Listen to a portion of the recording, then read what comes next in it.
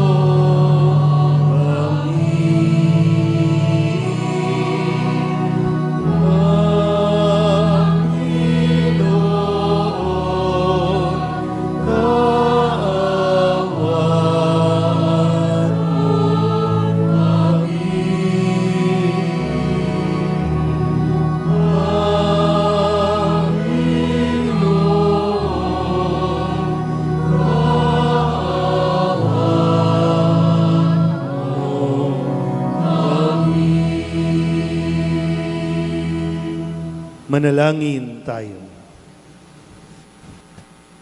Ama naming makapangyarihan, loobin mong kami tuwangan ng banal na panalangin ng mahal na Birhen upang kami lumaya sa lahat ng panganib at makapanatili sa iyong kapayapaan sa pamamagitan ni Hesu Kristo kasama ng Espiritu Santo magpasawalang hanggan. Amen.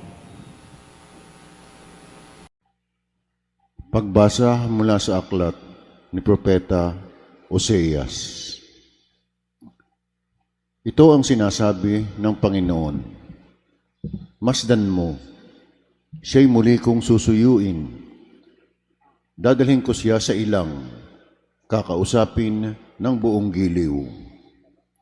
At tutugon naman siya, tulad noong panahon ng kanyang kabataan, nang siya'y kunin sa lupain ng Ehipto.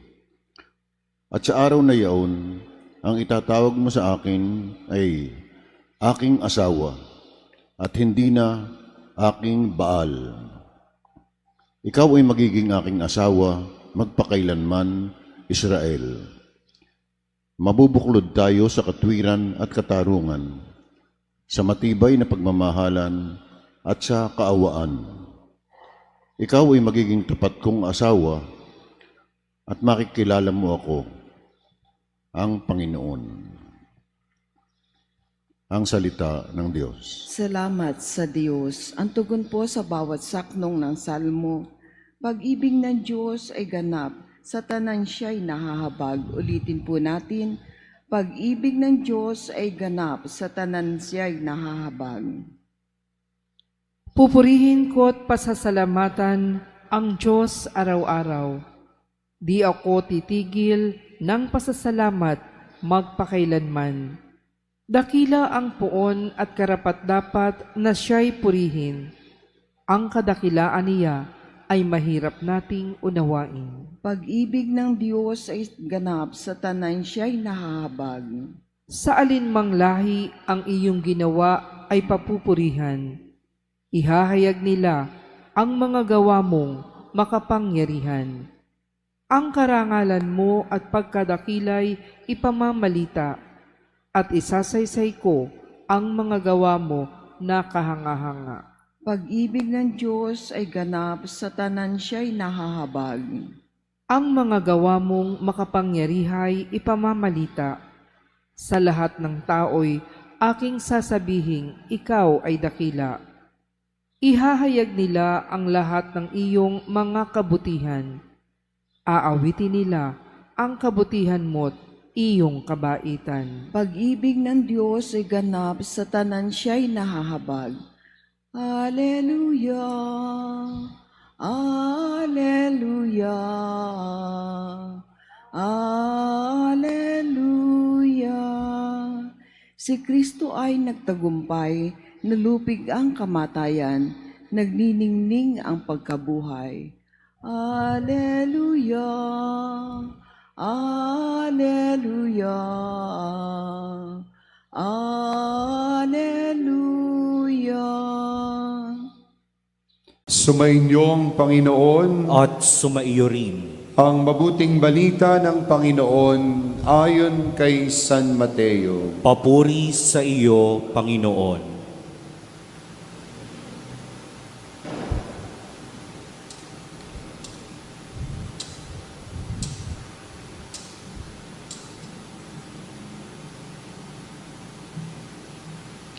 Noong panong iyon, samantalang nagsasalita si Jesus, may dumating na isang pinuno ng mga Hudyo. Lumuhod ito sa harapan niya at ang sabi, "Kamamatay lang po ng aking anak na babae, ngunit sumama lamang kayo sa akin at ipatong ang inyong kamay sa kanya, mabubuhay siya." Tumindig si Jesus at sumama sa kanya, gayon din ang kanyang mga alagad. Sumunod din ang isang babaeng may 12 taon nang dinudugo. Lumapit ito sa likuran ni Jesus at hinipo ang laylayan ng kanyang damit, sapagkat sinabi niya sa sarili, "Mahipo ko lang ang kanyang damit, ay gagaling na ako." Bumaling si Jesus at pagkakita sa kanya'y sinabi, "Anak, lakasan mo ang iyong loob. Pinagaling ka ng pananalig mo." Doon di gumaling ang babae. Nang dumating si Jesus sa bahay ng pinuno, nakita niya ang mga manunugtog ng flauta at ang maraming taong nagkakaingay. Sinabi niya, "Magsilabas kayo. Hindi patay ang bata, natutulog lang." At siya'y pinagtawanan nila, ngunit nang mapalabas na ang mga tao, pumasok siya at hinawakan sa kamay ang bata, at ito'y nagbangon. At ang balita tungkol sa pangyayari ito ay kumalat sa buong lupain iyon. Ang mabuting balita ng Panginoon. Pinupuri ka namin, Panginoong Hesukristo.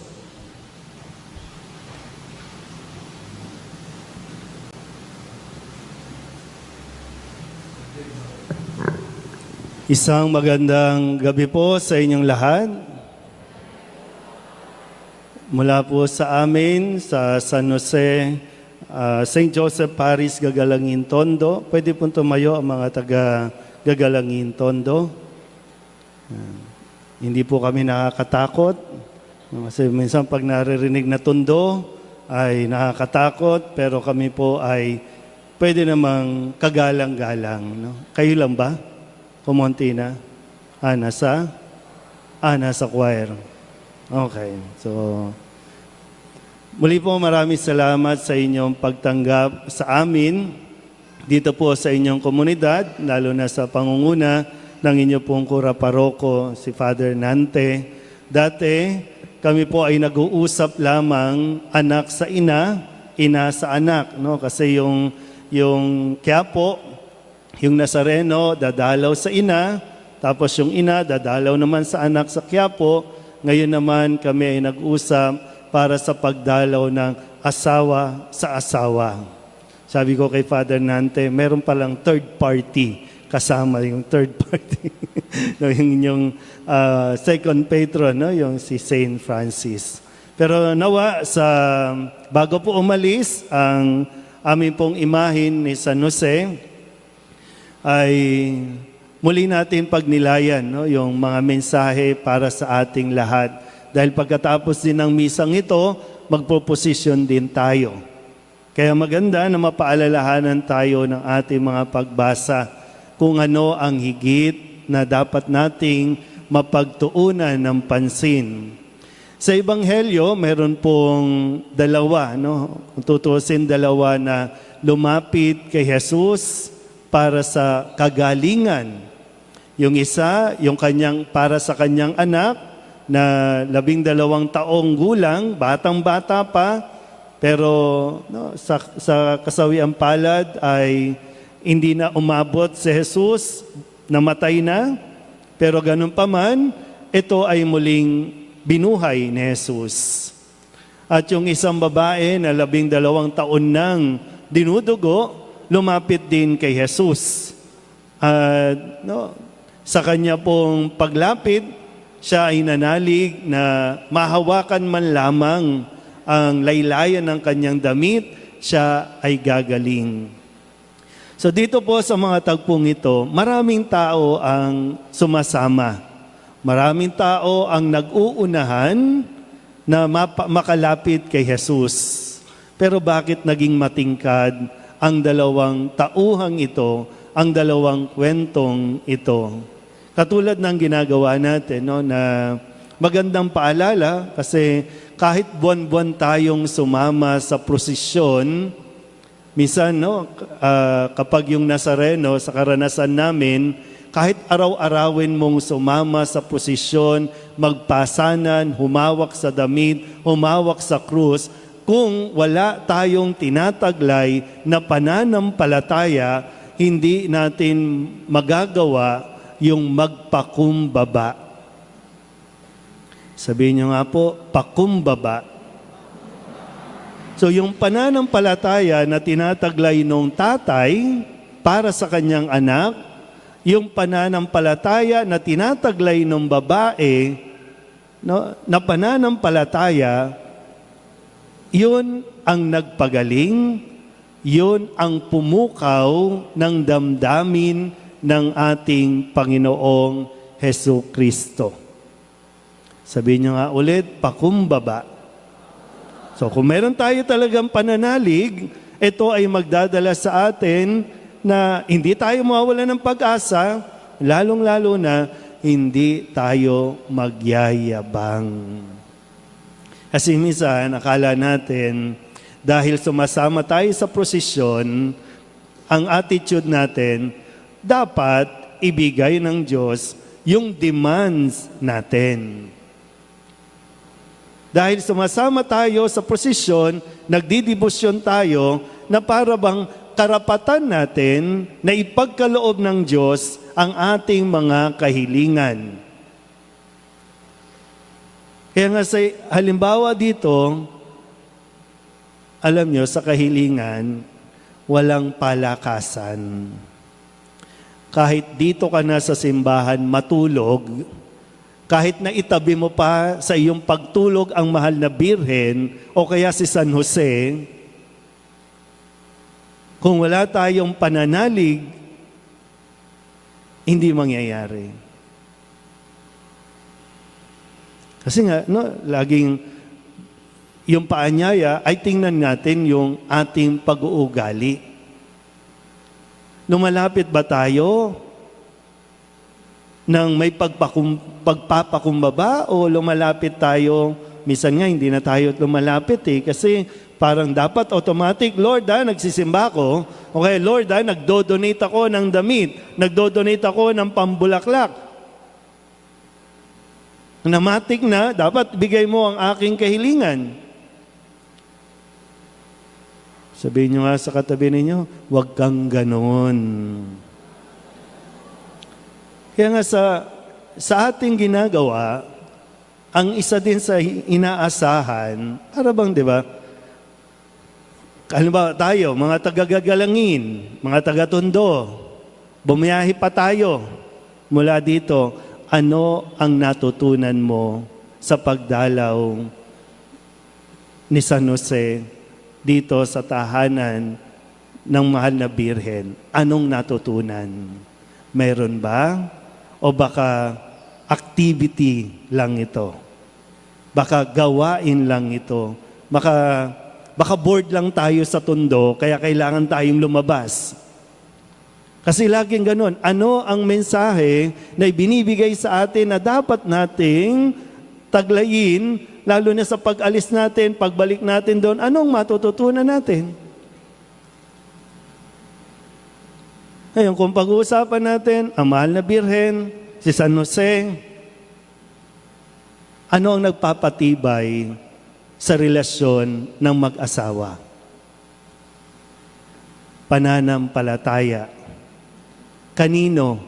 Kay Jesus. Itong dalawang to, wala ba itong pinagdaanan? Isa sa mga kwento na wala si Jesus sa piling nila. Nag-away ba silang dalawa? Nagsisihan ba silang dalawa? Hindi. Nawala si Jesus, sabay nilang hinanap si Jesus. At kung tutuusin, sabay silang nakatagpo kay Jesus at sabay din silang natagpuan ni Jesus kung saan sila dapat, sa tahanan ng kanyang Ama.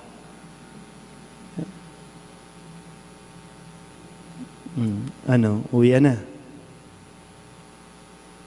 Sa atin po kasi mga parang nakakagawian, bakit ka sasama sa prosesyon? Kasi mayroon akong hinihiling. Either, kamusta ang relasyon ninyong mga mag-asawa? Bakit ikaw lang ang kasama sa prosesyon? Nasaan yung isa? Nawawala pa ba? O nagwawala pa hanggang ngayon? Bakit ka sasama sa prosesyon?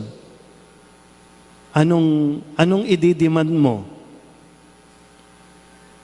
Sasama din tayo sa prosesyon, katulong ang Mahal na Birhen, katulong si San Jose, andyan na rin si St. Francis, na tulungan tayo na huwag mawala ang ating pananalig kay Kristo.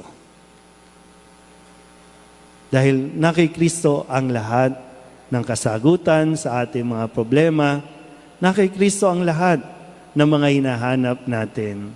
At tutulungan lang tayo ng mag-asawang ito para manatili tayo kahit na sa mga panahong pinanghihinaan tayo ng pananalig na ibibigay niya at sasagutin ng Diyos ang ating mga dasal. Pero muli, paanyaya sa atin, nawa sa pagdiriwang natin ngayon, matuto din tayong lumapit sa ating Panginoon ng may pagpapakumbaba, lalo tigit ng may pananalig sa Kanya. Ibigay man o hindi ngayon ang ating mga kahilingan. Amen.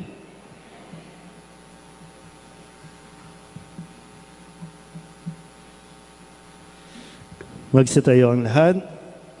Hindi ninais ng Diyos ang ating kamatayan.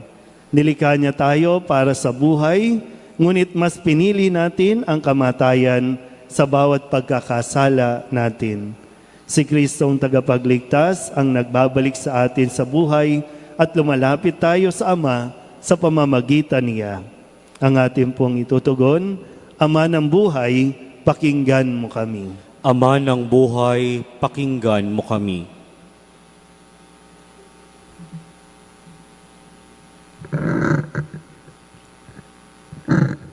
Ang simbahan, naway maging tanda ng gawaing mapagpagaling ni Kristo sa pamamagitan ng pagmamalasakit sa mga may karamdaman sa katawan, isip at diwa. Manalangin tayo sa Panginoon. Ama ng buhay, pakinggan mo kami. Ang mga doktor at mga nurse at yamaong nag-aalaga ng mga may sakit, naway magpakita ng habag at kahinahunan ni Kristo sa pag-aaruga sa mga maliliit nating mga kapatid. Manalangin tayo sa Panginoon. Ama ng buhay, pakinggan mo kami. Ang mga taong nagdurusa sa kahirapan, naway lumapit kay Jesus na naging hamak para sa atin. Manalangin tayo sa Panginoon. Ama ng buhay, pakinggan mo kami. Ang mga pusong wasak, naway mapagkilom natin sa pamagitan ng ating mabubuting gawa at salitang nagdudulot ng kasiyahan. Manalangin tayo sa Panginoon. Ama ng buhay, pakinggan mo kami. Ang mga namayapa, naway masiyahan sa makinang na bukang liwayway ng buhay na walang hanggan. Manalangin tayo sa Panginoon. Ama ng buhay, pakinggan mo kami. Idulog din natin sa Panginoon ang ating mga personal na kahilingan at mga panalangin para sa ating mga pamilya, para sa kahilingan ng lahat ng mga nanonood sa online, lahat ng mga misang pasasalamat, special na intensyon, agarang paggaling ng mga may sakit, at ang lahat ng mga kaluluwa na inihiling na ipagdasal sa misang ito.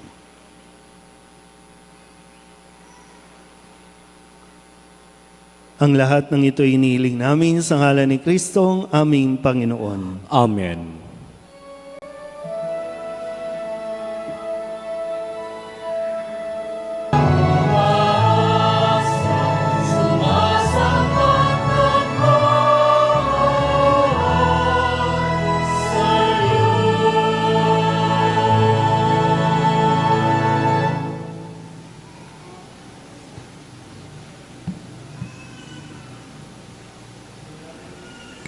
Manalangin kayo mga kapatid upang paghahain natin ay kalugdan ng Diyos amang makapangyarihan. Tanggapin nawa ng Panginoon itong paghahain sa iyong mga kamay, sa kapurihan niya at karangalan sa ating kapakinabangan at sa buong sambayanan niyang banal. Ama naming lumikha, sa paggunita namin sa mahal na Birhen, hinihiling namin ang aming paghahain ay lakipan mo ng kapupunan upang kami ay maging handog na ikinalulugod mo kailanman. Sa pamamagitan ni Jesucristo, kasama ng Espiritu Santo, magpasawalang hanggan. Amen. Sumainyo ang Panginoon. At sumaiyo rin. Itaas sa Diyos ang inyong puso at diwa. Tinaas na namin sa Panginoon. Pasalamatan natin ang Panginoong ating Diyos. Marapat na siya ay pasalamatan. Ama naming makapangyarihan, tunay ngang marapat na ikaw ay aming pasalamatan. Bukod mong pinapalang maging ina ni Jesucristo, ang mahal na Birheng nagpupuri at nagagalak sa iyo. Ikaw ang gumawa ng tanang dakilang bagay. Ikaw ang lumilingap sa lahat kailanman. Nilingap mo ang mahal na Birhen bilang iyong abang alipin na iyong binigyan ng tungkuling kumalinga sa anak mong manunubos namin. Kaya kaysa ng mga anghel na nagsisiawit ng papuri sa iyo na walang humpay sa kalangitan, kami nagbubunyi sa iyong kadakilaan.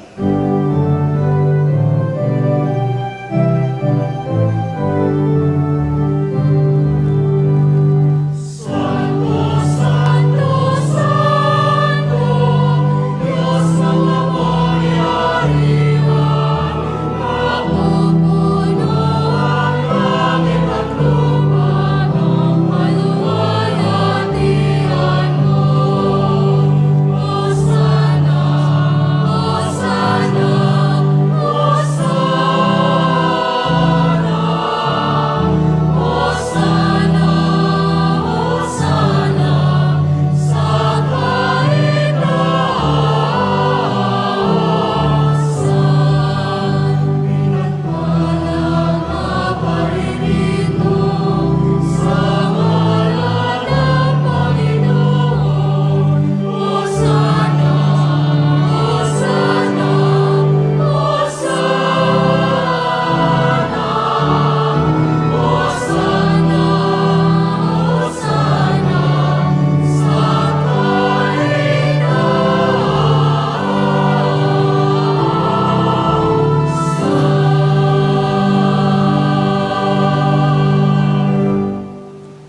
Ama naming banal, ikaw ang bukal ng tanang kabanalan.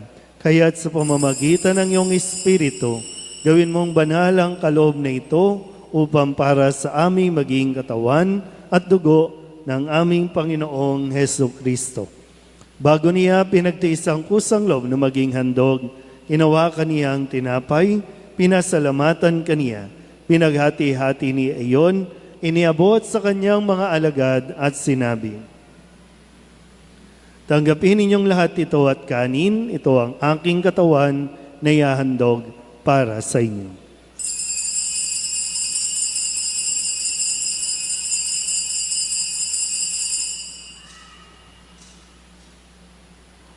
Gayun din naman, nang matapos ang hapunan, hinawakan niya ang kalis, muli kaniyang pinasalamatan. Iniabot niya ang kalis sa kanyang mga alagad at sinabi, tanggapin ninyong lahat ito at inumin. Ito ang kalis ng aking dugo, ng bago at walang hanggan tipan. Ang aking dugo na ibubuhos para sa inyo at para sa lahat sa ikapagpapatawad ng mga kasalanan. Gawin ninyo ito sa pag-alaala sa akin.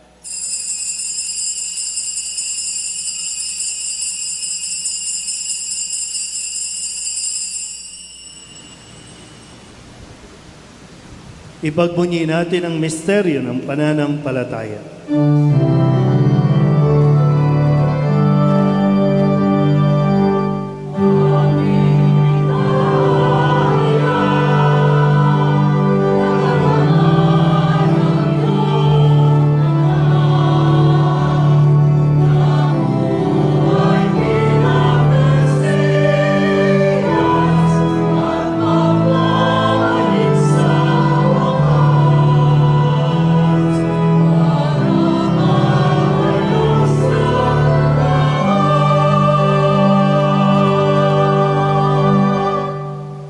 Ginagawa namin ngayon ang pag-alaala sa pagkamatay at muling pagkabuhay ng iyong anak. Kaya tiniaalay namin sa iyo ang tinapay na nagbibigay buhay at ang kalis na nagkakaloob ng kaligtasan. Kami nagpapasalamat dahil kami iyong minarapat na tumayo sa harap mo para maglingkod sa iyo.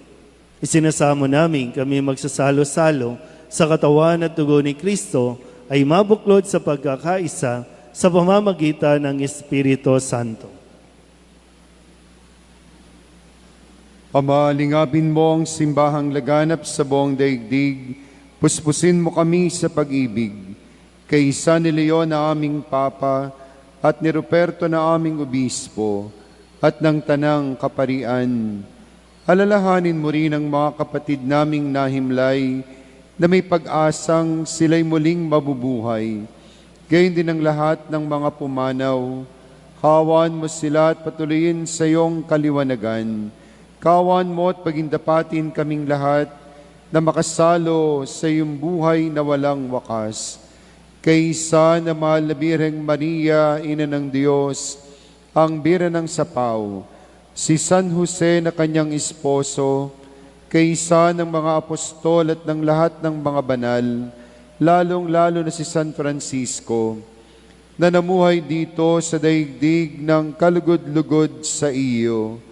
May pagdiwang nawa namin ang pagpupuri sa ikararangal mo sa pamamagitan ng iyong anak, naming Panginoong Heso Kristo. Sa pamamagitan ni Kristo, kasama niya at sa Kanya, ang lahat ng parangal at papuri ay sa iyo, Diyos Amang makapangyarihan, kasama ng Espiritu Santo, magpasawalang hanggan.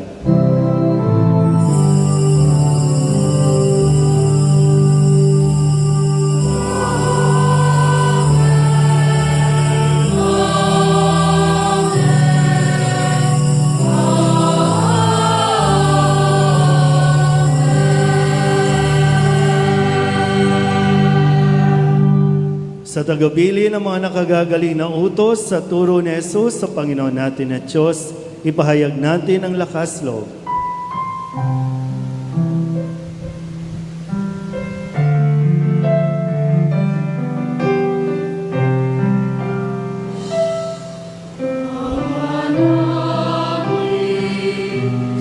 Sumasalang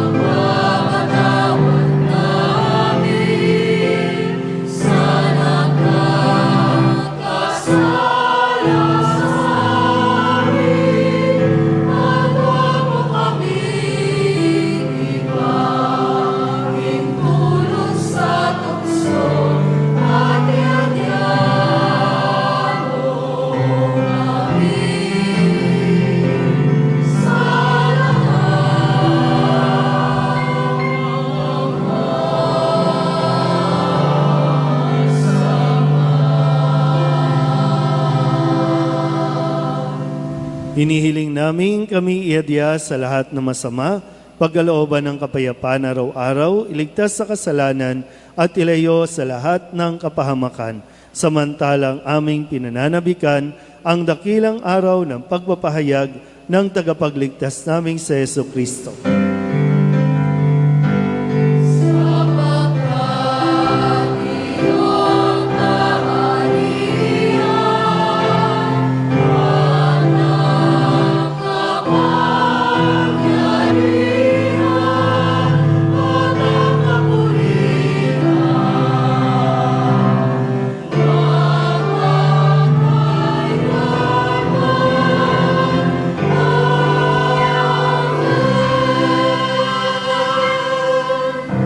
Panginoong Heso Kristo, sinabi mo sa iyong mga apostol, kapayapaan ang iniiwan ko sa inyo, ang aking kapayapaan ang binibigay ko sa inyo. Tunghayan mo ang aming pananampalataya at huwag ang aming mga pagkakasala.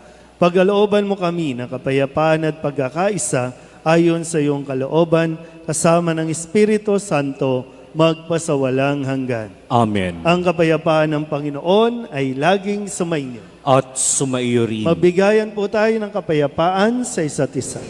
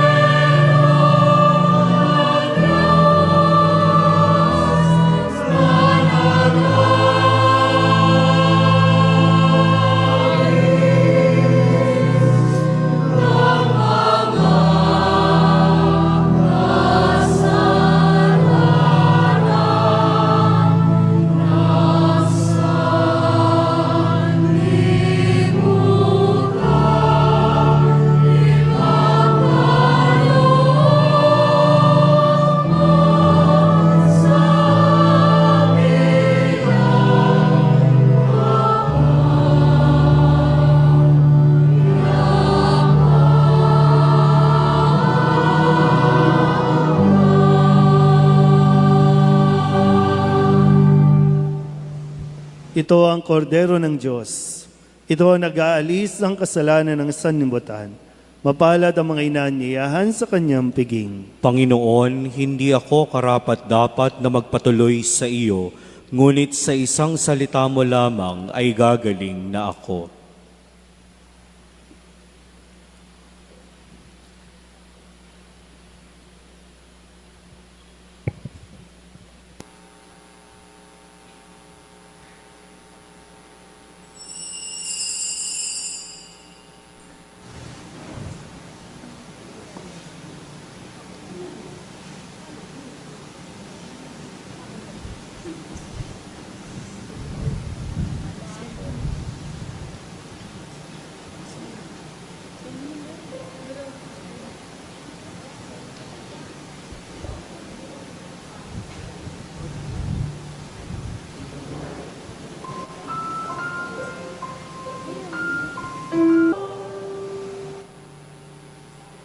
Magsitayo po ang lahat. Manalangin tayo. Ama naming mapagmahal, ang aming pagsasalo sa haing nagbibigay buhay, sa paggunita namin sa mahal na ina ng iyong anak, ay magdulot nawa sa amin ang iyong kagandahang loob upang lagi naming madama ang iyong paglingap sa pamamagitan ni Jesucristo kasama ng Espiritu Santo magpasawalang hanggan. Amen. Inyo ang Panginoon. At sumaiyo rin. At pagpalain kayo ng makapangyarihang Diyos, Ama at Anak at Espiritu Santo. Amen. Tapos ang banal na misa, humayo tayo sa kapayapaan ni Kristo. Salamat sa Diyos. Magandang gabi po.